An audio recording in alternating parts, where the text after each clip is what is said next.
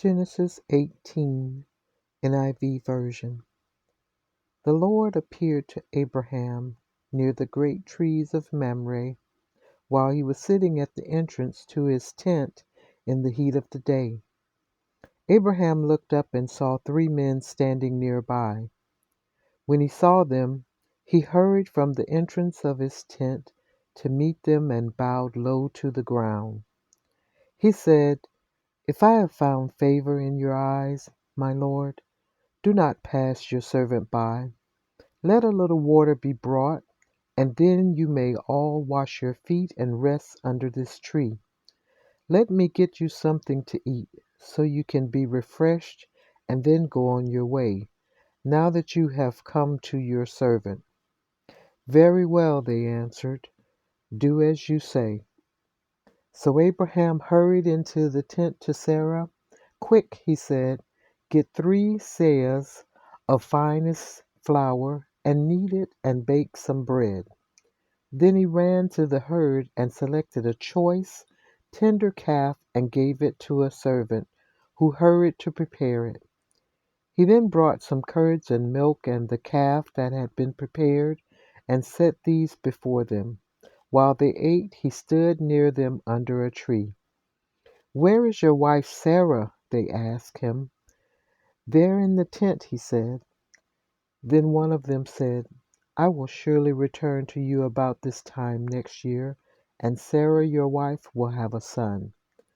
Now Sarah was listening at the entrance to the tent, which was behind him. Abraham and Sarah were already very old, and Sarah was past the age of childbearing.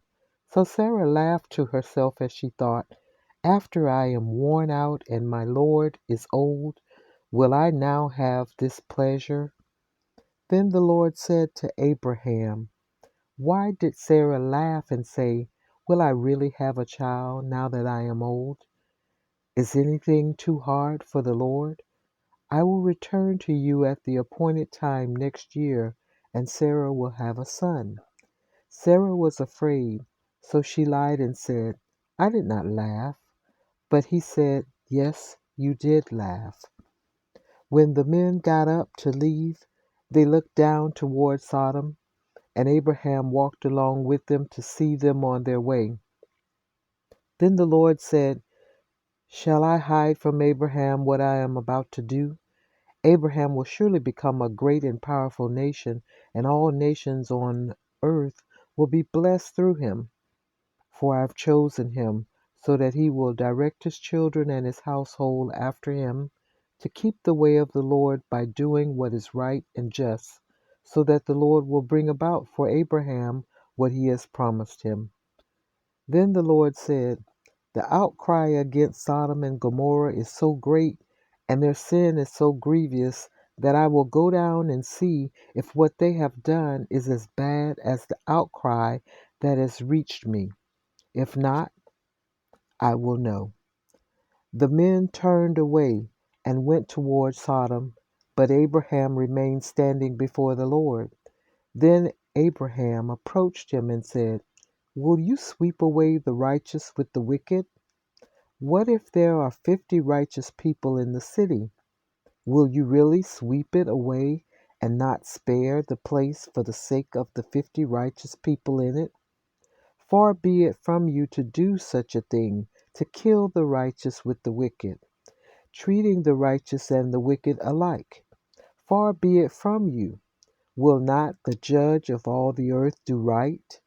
The Lord said, "If I find 50 righteous people in the city of Sodom, I will spare the whole place for their sake."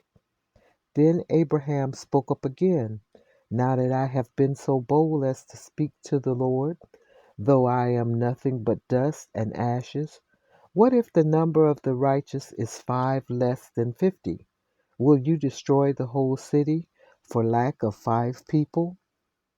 "If I find 45 there," he said, "I will not destroy it."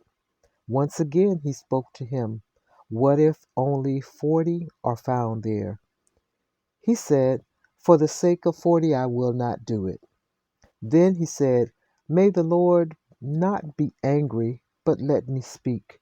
What if only 30 can be found there?"